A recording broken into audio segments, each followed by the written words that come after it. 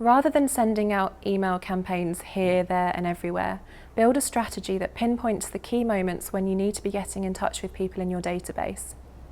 This will be different for every industry, but for e-commerce we can be fairly sure that busy email time sends in the UK will be leading up to Black Friday and Christmas and other important holidays. It's important that you build an email send strategy that focuses on the lead up to these key dates and that you're thinking about targeting the right people at the right time. Here are some tips. Strike a balance between being actively visible in their inbox and being spammy. Be relevant and plan for key industry dates. Tie in with the rest of your marketing mix. Use email to complement and promote. Segmentation.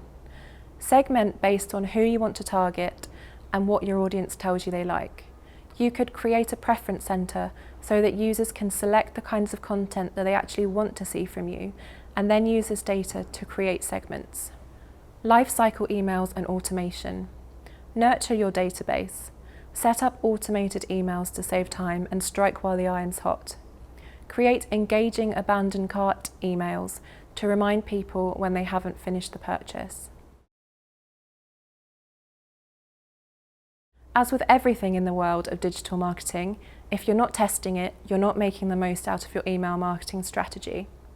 Treat each email you send as an experiment, with the goal that you learn more about what your recipients enjoy seeing and responding to. Here are some of the things that you can test. Subject lines are the most important thing to get right, and the first thing that you should test. This is the short snippet of copy that shows up in a recipient's inbox and tends to be followed up very quickly by another email subject line, probably from a competitor of yours. The hard truth is that if you write bad subject lines, you'll have a bad open rate, and all of the work you put into the rest of the email will go to waste. When you create an email, set up an A/B test and play different subject lines off against each other. Once you've achieved that all-important click-through rate, the first thing your recipient will read is your header, so make it good. Headers can be informational, inspirational, or instructive. Try setting up 3 versions of the same email using an informational, inspirational, and instructive header and see what results you get. Does your audience engage with lengthy copy or short sound bites? Do they prefer eye-catching images, quirky GIFs, or links embedded into copy? You won't find out unless you test different types of content in your emails. It goes without saying that not every type of content will work for your brand, but pull a list together of the types that do and start testing them out. Every email needs at least one call to action, which should click through to a dedicated landing page on your website.